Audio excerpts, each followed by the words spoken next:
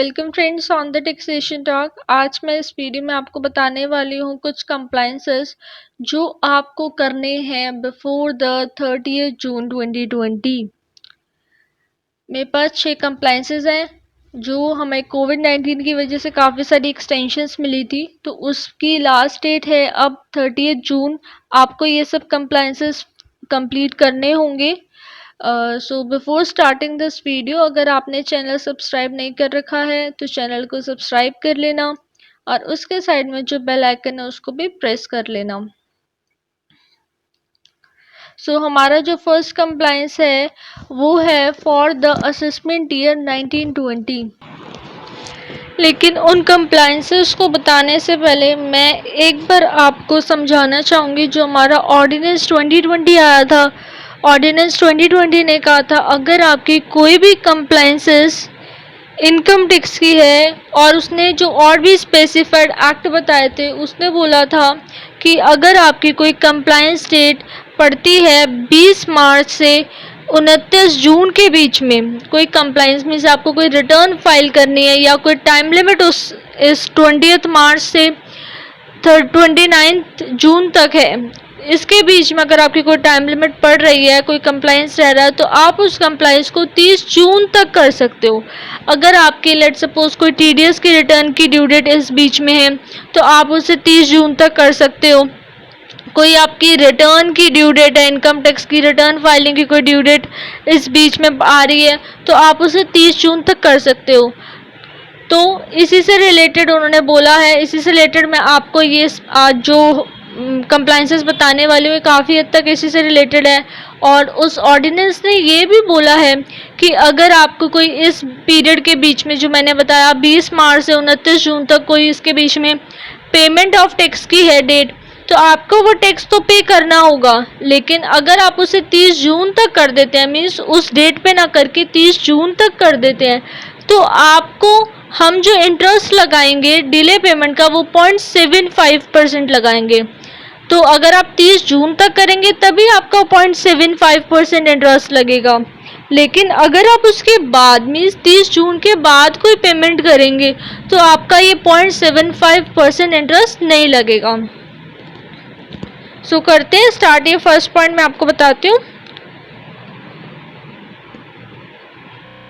जैसा कि आपको पता होगा हम एक रिटर्न को उसके end of the assessment year तक फाइल कर सकते हैं। तो फाइनेंशियल ईयर 18-19 जो था तो उसके लिए हमारी जो ड्यू डेट थी वो तो थी, लेकिन जो बिलेटेड रिटर्न हम फाइल कर सकते थे और जो रिटर्न रिवाइज कर सकते थे वो था हमारा 31 मार्च 2020। तो ऑर्डिनेंस के थ्रू उस डेट को एक्सटेंड कर दिया गया था 30th जून तक। तो इसी कंप्लायंसेस को आपको कंप्लीट करना है कि अगर आपकी असेसमेंट ईयर 1920 की रिटर्न आपने अभी तक फाइल नहीं करी है तो 30th जून तक आपको ये करनी होगी। उसके बाद आप अपनी फाइनेंशियल ईयर 18-19 या कहूँ तो असेसमेंट ईयर 1920 की रिटर्न उसके बाद आप नहीं भर पाएंगे। और अगर आपने अपनी रिटर्न रिवाइज करना चाहते हैं, मीन्स अगर आपसे कोई गलती हो गई है अपनी असेसमेंट ईयर 1920 की रिटर्न में, तो आप अपने रिटर्न रिवाइज कर सकते हैं 30 जून 2020 तक। और जब आप अपनी रिटर्न बिलेटेड फाइल करेंगे या अपनी रिटर्न रिवाइज करते हैं, अगर आपको कोई एडिशनल टैक्स बनता है तो उसके ऊपर जो हमारा इंटरेस्ट रेट लगेगा वो 0.75% लगेगा। और रिटर्न लेट फाइल करने पर, अगर आप 139 सबसेक्शन 4 में अपनी रिटर्न लेट फाइल कर रहे हैं, बिलेटेड रिटर्न फाइल कर रहे हैं, तो उसके लिए आपको जो 234 की पेनल्टी होती है, पेनल्टी नहीं फीस कहूँगी, 234 की फीस जो आपको पे करनी होती है वो आपको पे करनी होगी। नेक्स्ट कंप्लायंस है फॉर द फाइनेंशियल ईयर 1920। जो फाइनेंशियल हमारा रिसेंटली कंप्लीट हुआ है उसके लिए अगर आपने इन्वेस्टमेंट करनी है किसी एटीसी एटीडी या कहूँ चैप्टर 6 में, अगर आपने इन्वेस्टमेंट करनी है तो आप उस इन्वेस्टमेंट का फ़ायदा भी उठा सकते हैं। आप 30 जून तक अगर इन्वेस्टमेंट कर देते हैं तो आप उसकी डिडक्शन फाइनेंशियल ईयर 1920 के रिटर्न के लिए ले सकते हैं, जिसकी रिटर्न अब इस असेसमेंट ईयर 2021 में फाइल करी जाएगी। और ड्यू डेट्स क्या हैं? 30 नवंबर अब ड्यू डेट्स है। और उससे रिलेटेड वीडियो अगर आपने देखनी है तो मैं आई बटन में लिंक कर दूंगी। और एक और चीज़, और जो हमारी एग्जेम्पशंस होती हैं, जो 54, 54F और एक्सेट्रा वेरियस एग्जेम्पशंस होती हैं कैपिटल गेन्स के लिए, तो उसकी अगर टाइम लिमिट्स मीन्स जो इन्वेस्टमेंट करने की अगर आपकी टाइम लिमिट 20 मार्च 2020 से 29 जून 2020 के बीच में फॉल करती है, तो आप उस इन्वेस्टमेंट को 30 जून तक कर देते थे, जिससे आपको एग्जेम्पशन मिल जाएगी। तो उसकी भी टाइम लिमिट 30 जून है।